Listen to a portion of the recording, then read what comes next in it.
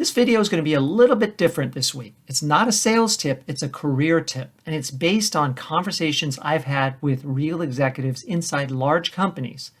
And these are the people that are sometimes making decisions, and tough decisions, about who will stay and who won't. So I'd like to give you advice that you can follow to be one of those who are asked to stay. Stay tuned.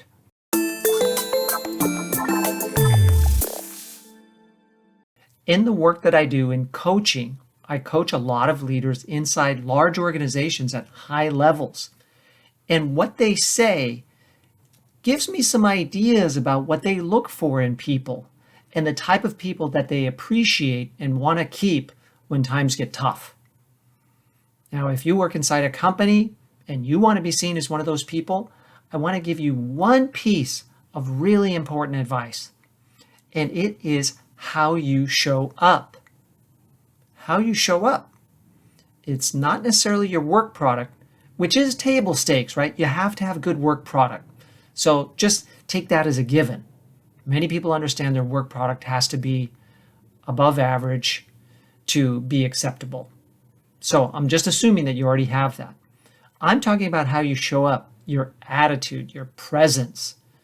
Let me give you a few examples to explain what I'm talking about. I had one meeting with a group of executives, and one of the executives commented that they recently had a Zoom meeting with a person 2 levels down.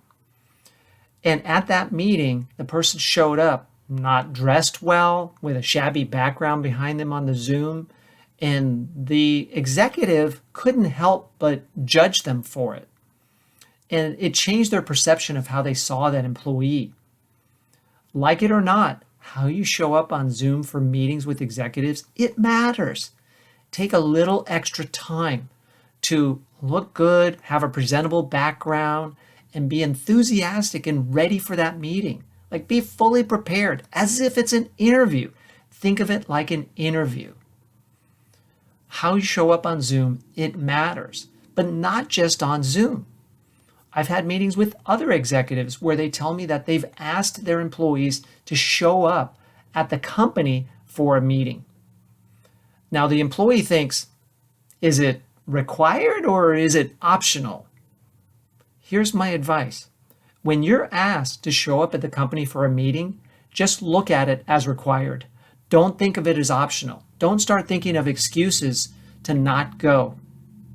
I've heard from several executives at several different companies that this specific situation has happened and people make excuses. They just plain don't show up, or they said they were going to show up and then don't show up and then have an excuse later. And it's not a good look. That executive now thinks differently about that person. Even though that person is doing good work, they're looked at differently because they refused to go out of their way to show up at the company for a meeting that the executive thought was important. See, that's the key here. If the executive thinks it's important, you should think it's important. Don't overthink it. Here's another one. An employee is invited to participate in a professional development program inside the company. The employee accepts, but then only gives it a half-hearted effort, meaning that they show up, but they don't fully show up. You know what I mean? They're not really prepared. They don't do the homework in between classes. They don't really engage with the training with the instructor. So they're there, not always in person. Sometimes they show up on Zoom because they think that's optional. And then decisions are made. Or they argue too much with executives and share their point of view maybe a little too often. I've heard this from executives too, that while they like spirited debate, a little goes a long way. So you do want to be outspoken. You do want to share your thoughts and opinions. You want to be assertive. These are important qualities. But when you do it too much with certain executives, that could create a perception of you as being a little bit argumentative, a little bit difficult, a little bit negative. It's important that we understand that there's a good balance between debate and acceptance and support in a positive way. How can I make that happen rather than here are all the reasons why I think that won't work. A little of that skepticism around ideas goes a long way.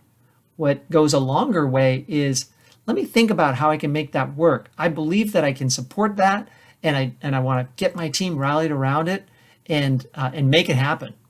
Terrific. That's what we're looking for, right? So I hope this video gives you some ideas in case you're not necessarily focused on showing up apart from doing the work.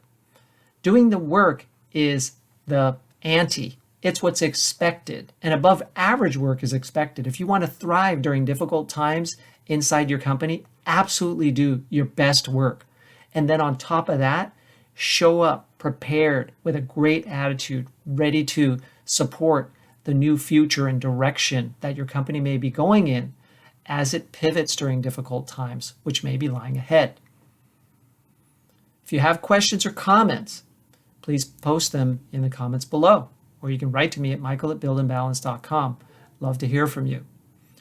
If you'd like to learn more about my coaching and training services, visit buildandbalance.com and you can take a look. I may be able to work with you and your team. And of course, if you're in sales, I have the new course that is designed to help you accelerate your success going into the new year so that you can do much better than you might have done on your own. It's a modest investment with a risk reversal at play, in that if you don't like the course, ask for your money back. If you haven't subscribed to the channel already, please subscribe so you can be notified when new videos come out, and tell others about this channel too, because I'm dedicated to your success through this platform. Best wishes to you in the year ahead.